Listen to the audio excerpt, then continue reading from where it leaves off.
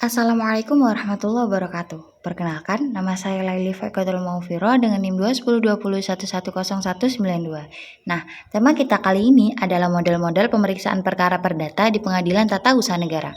Kita akan membahas tentang model-model beracara yang digunakan dalam persidangan peradilan tata usaha negara. Nah, pemeriksaan di sini maksudnya adalah pemeriksaan gugatan yang diajukan di pengadilan melalui tahapan pemeriksaan, yaitu ketika seseorang atau badan hukum perdata yang merasa kepentingannya itu dirugikan oleh keputusan tata usaha negara dapat mengajukan gugatan ke PT UN yang berwenang untuk mengadilinya. Penyelesaian perkara di PT UN memiliki tahapan sebagai berikut. Pertama, ada penelitian administrasi. Penelitian administrasi dilakukan oleh kepaniteraan yang merupakan tahap pertama untuk memeriksa gugatan yang masuk dan telah didaftar serta mendapat nomor register, yaitu setelah penggugat atau kuasanya menyelesaikan administrasinya dengan membayar uang panjar perkara. Undang-Undang Nomor 5 Tahun 1986 JO, Undang-Undang Nomor 9 Tahun 2004 juga tidak menentukan secara tegas pengaturan tentang penelitian dari segi administrasi terhadap gugatan yang telah masuk dan didaftarkan dalam register perkara di pengadilan. Akan tetapi, dari ketentuan pasal 62 ayat 1 huruf B Undang-Undang Nomor 5 Tahun 1986 JO, Undang-Undang Nomor 9 Tahun 2004 yang antara lain itu menyatakan bahwa syarat-syarat gugatan sebagaimana yang dimaksudkan dalam pasal 56 itu tidak terpenuhi oleh penggugat sekalipun ia telah diberitahukan dan diperingatkan. Dalam Surat Edaran MA Nomor 2/1991 tentang petunjuk pelaksanaan beberapa ketentuan dalam Undang-Undang Nomor 5 Tahun 1986 itu diatur mengenai penelitian administrasi. Petugas yang berwenang untuk melakukan penelitian administrasi adalah panitera, wakil panitera, panitera muda perkara sesuai pembagian tugas yang diberikan. Nah, kemudian yang kedua, pada setiap surat gugatan yang masuk haruslah segera dibubui stempel tanggal pada sudut kiri halaman pertama yang menunjukkan mengenai diterimanya surat gugatan yang bersangkutan. Kemudian setelah segala persyaratan dipenuhi, dilakukan pendaftaran nomor perkaranya setelah membayar panjar biaya perkara. Kemudian ada perbaikan formal surat gugatan. Nah, ini jika memang ada. Surat gugatan tidak perlu dibubuhi materi tempel karena hal tersebut tidak disyaratkan oleh Undang-Undang Nomor 5 Nomor Register Perkara di PT TUN. Harus dipisahkan antara perkara tingkat banding dan perkara yang diajukan di PT TUN sebagai instansi tingkat pertama. Nah, di dalam kepala surat, alamat kantor PTUN atau PT TUN harus ditulis secara lengkap, termasuk kode posnya walaupun mungkin kotanya berbeda. Kemudian, identitas penggugat harus dicantumkan secara lengkap dalam surat gugatan sebagaimana yang ditentukan dalam pasal 56 Undang-Undang Nomor 5 Tahun 1986. Identitas penggugat harus dicantumkan secara lengkap dalam surat gugatan sebagaimana yang ditentukan dalam pasal 56 Undang-Undang Nomor 5 Tahun 1986. Untuk memudahkan penanganan kasus-kasus dan demi keseragaman model surat gugatan, harus disebutkan terlebih dahulu nama dari pihak penggugat pribadi dan baru disebutkan nama kuasa yang mendampingi sehingga dalam register perkara akan tampak jelas siapa sih pihak-pihak yang berperkara senyatanya. Penelitian administrasi supaya dilakukan secara formal tentang bentuk dan isi gugatan sesuai pasal 56 dan tidak menyangkut dari segi material gugatan. Namun, dalam tahap ini, panitera harus memberikan petunjuk-petunjuk sepenuhnya dan dapat meminta kepada pihak untuk memperbaiki yang dianggap perlu. Sekalipun demikian, panitera tidak berhak menolak pendaftaran perkara dengan dalih apapun juga yang berkaitan dengan materi gugatan. Pendaftaran perkara di tingkat pertama dan banding dimasukkan dalam register setelah yang bersangkutan membayar uang muka atau panjar biaya perkara yang ditaksir oleh panitera sesuai pasal 59 sekurang-kurangnya sebesar Rp50.000. Dalam perkara yang diajukan melalui pos, panitera harus memberitahu tentang pembayaran uang muka kepada penggugat dengan diberi waktu paling lama 6 bulan bagi penggugat. Nah, ini untuk memenuhi dan kemudian diterima di kepaniteraan pengadilan, terhitung sejak dikirimnya surat pemberitahuan tersebut dan uang biaya perkara belum diterima di kepaniteraan. Maka perkara penggugat tidak akan didaftarkan, walaupun gugatan yang dikirim melalui pos selama masih belum dipenuhi pembayaran uang muka biaya perkara dianggap sebagai surat biasa. Akan tetapi, kalau sudah jelas merupakan surat gugatan, maka harus tetap disimpan di kepaniteraan muda bidang perkara dan harus dicatat dalam buku bantu register dengan mendasar pada tanggal diterimanya gugatan tersebut, agar dengan demikian ketentuan tenggang waktu dalam pasal 55 tidak terlampaui. Selanjutnya, dalam hal penggugat bertempat tinggal jauh dari PT UN di mana ia akan mendaftarkan gugatannya, maka tentang pembayaran uang muka biaya perkara dapat ditempuh dengan cara yang pertama adalah panjar biaya perkara dapat dibayarkan melalui PT UN mana gugatan diajukan yang terdekat dengan tempat tinggalnya. Ongkos kirim ditanggung penggugat di luar panjar biaya perkara. Yang kedua, panjar biaya perkara langsung dikirim kepada PT UN di mana ia mendaftarkan gugatannya. Dalam hal suatu pihak didampingi kuasa, maka bentuk surat kuasa khusus dengan materai secukupnya dan surat kuasa khusus yang diberi cap jempol haruslah dikuatkan atau watermarking oleh pejabat yang berwenang. Kemudian surat kuasa khusus bagi pengacara atau advokat tidak perlu dilegalisir. Dalam pemberian kuasa diperbolehkan adanya substitusi tetapi dimungkinkan pula adanya insidental. Kemudian surat kuasa tidak perlu didaftarkan di kepanitiaan PT UN. Nah, yang terakhir, untuk memudahkan pemeriksaan perkara selanjutnya, maka setelah suatu perkara didaftarkan dalam register dan memperoleh nomor perkara oleh staf kepaniteraan, akan dibuatkan resum gugatan terlebih dahulu sebelum diajukan kepada ketua pengadilan dengan bentuk formal. Kemudian ada proses dismisa. Setelah penelitian administrasi, ketua melakukan proses dismisal, yaitu berupa proses untuk meneliti apakah gugatan yang diajukan penggugat itu layak untuk dilanjutkan atau tidak. Pemeriksaan dismisal dilakukan secara singkat dalam rapat permusyawaratan oleh ketua dan ketua dapat menunjuk seorang hakim sebagai reportir dalam prosedur dismisal. Ketua pengadilan berwenang memanggil dan mendengar keterangan para pihak sebelum menentukan penetapan dismisal apabila dipandang perlu. Nah, ketua pengadilan berwenang memutuskan dengan suatu penetapan yang dilengkapi dengan pertimbangan-pertimbangan bahwa gugatan yang diajukan itu dinyatakan diterima atau tidak berdasar. Dalam hal ini, poin A, pokok gugatan tersebut nyata, tidak termasuk dalam wewenang pengadilan. Poin B, syarat-syarat gugatan sebagaimana dimaksud dalam pasal 56 itu tidak dipenuhi oleh penggugat sekalipun ia telah diberitahu dan diperingatkan. Poin C, gugatan tersebut tidak berdasarkan pada alasan-alasan yang layak. Poin D, apa yang dituntut dalam gugatan sebenarnya sudah terpenuhi oleh keputusan TUN yang digugat.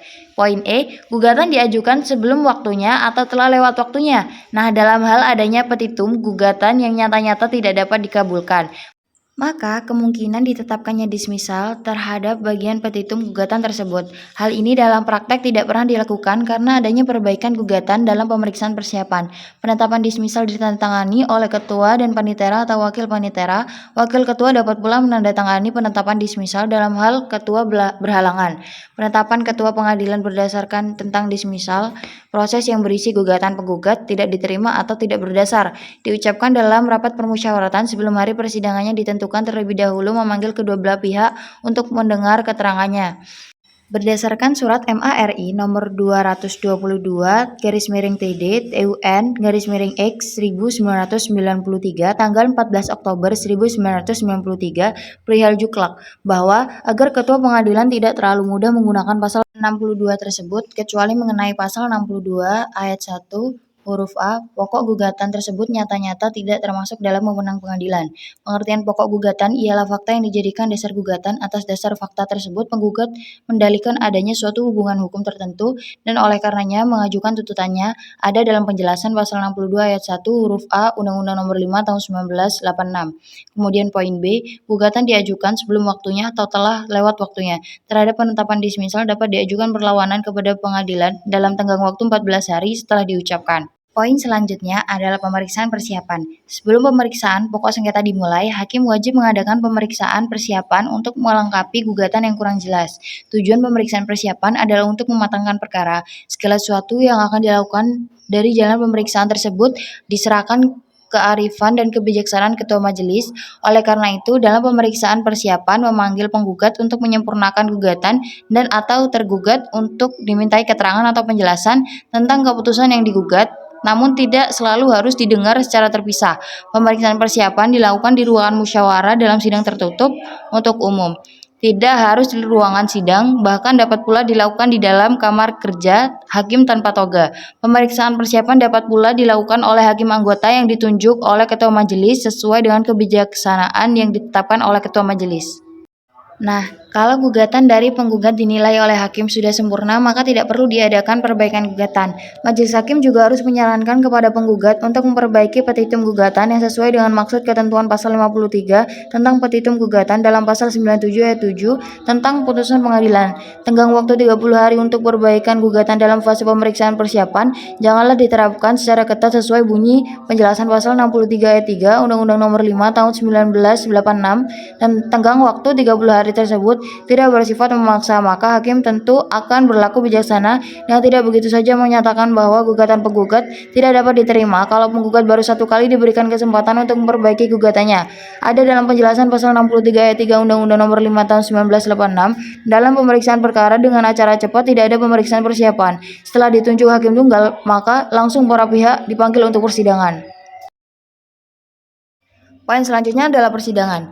Dalam pemeriksaan persidangan ada dengan acara biasa dan acara cepat pada pasal 98 dan 99 Undang-Undang Nomor 5 Tahun 1986 JO, Undang-Undang Nomor 9 Tahun 2004, Ketua atau Majelis Hakim memerintahkan panitera memanggil para pihak untuk persidangan dengan surat tercatat. Jangka waktu antara pemanggilan dan hari sidang tidak boleh kurang dari 6 hari, kecuali dalam sengketa tersebut harus diperiksa dengan acara cepat.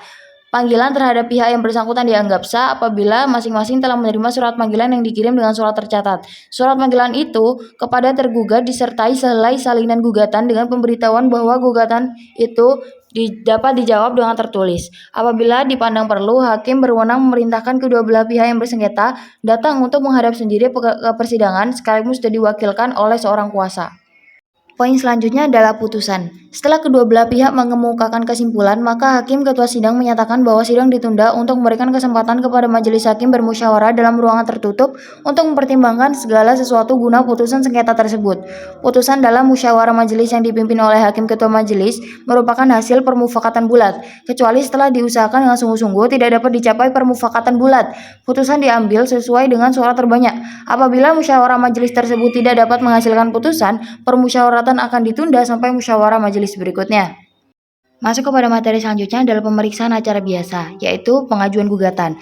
Ketika pasal 53 ayat 1 belum diadakan perubahan dengan Undang-Undang Nomor 9 Tahun 2004 dengan Sema Nomor 2 Tahun 1991 telah diberikan petunjuk lebih lanjut bahwa gugatan dapat diajukan melalui pos. Dengan demikian, pengajuan gugatan sebagaimana dimaksud dalam pasal 53 ayat 1 dapat dilakukan dengan cara sebagai berikut. Yang pertama, gugatan diajukan langsung oleh penggugat. Nah, gugatan yang diajukan oleh penggugat itu diterima oleh panitera tapi tidak langsung dimasukkan ke dalam daftar perkara sebelum penggugat membayar uang muka biaya perkara dengan besarnya ditaksir oleh panitera, yaitu sekurang-kurangnya sebesar 50.000. Penjelasan pasal 59 ayat 1 menyebutkan bahwa yang dimaksud dengan uang muka biaya perkara adalah biaya yang dibayar terlebih dahulu sebagai uang panjar oleh pihak penggugat terhadap perkiraan biaya yang diperlukan dalam proses berperkara seperti biaya kepaniteraan, biaya materi, biaya sanksi, biaya ahli bahasa, biaya pemeriksaan di tempat lain dan dari ruang sidang, dan banyak biaya lain yang diperlukan bagi pemutusan sengketa atas perintah hakim.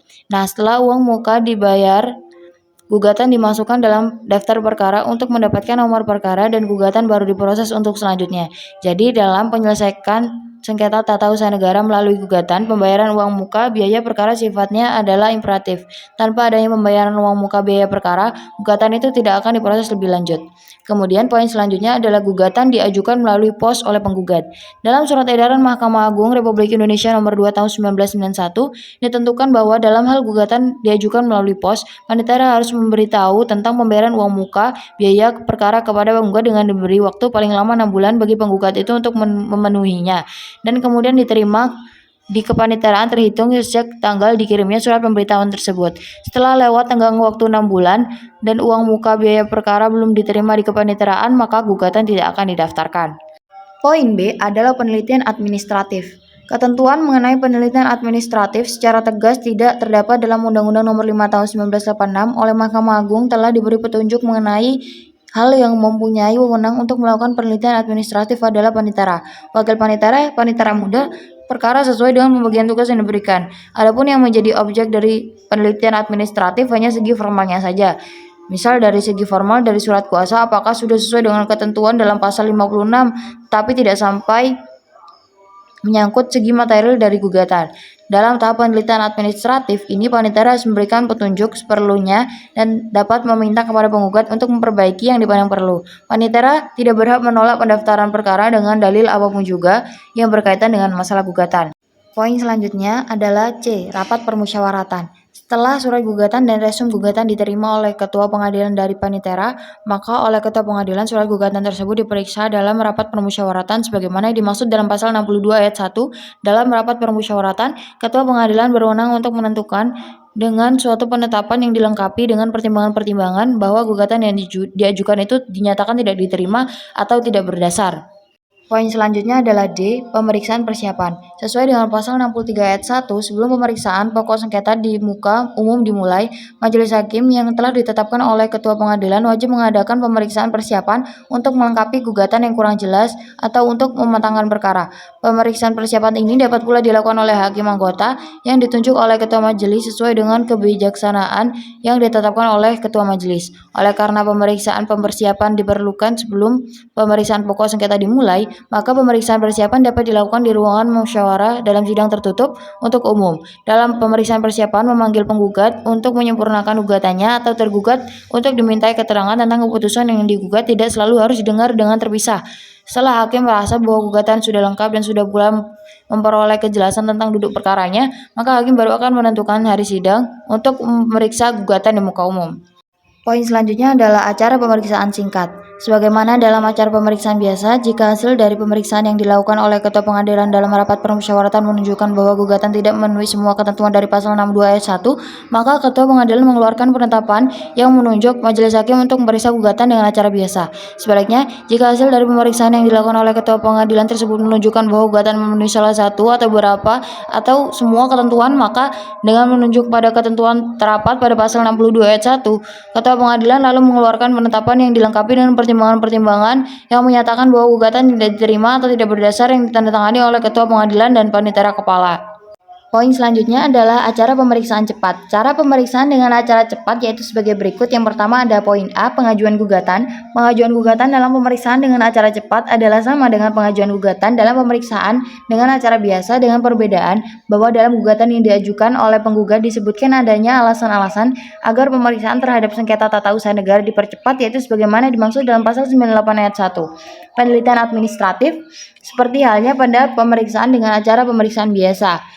Pada pemeriksaan acara cepat juga dilakukan penelitian administratif. Penelitian administratif yang dilakukan pada pemeriksaan dengan acara cepat sama dengan penelitian administratif yang dilakukan pada acara pemeriksaan dengan acara biasa.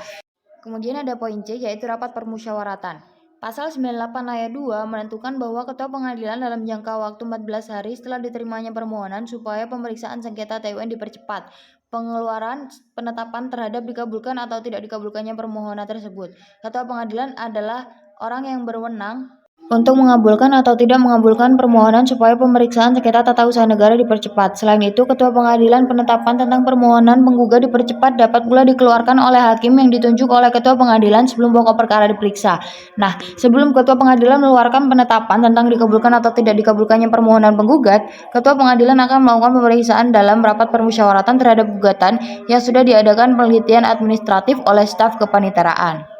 Baik, mungkin itu saja materi yang bisa saya sampaikan. Kurang lebihnya saya mohon maaf. Wassalamualaikum warahmatullahi wabarakatuh.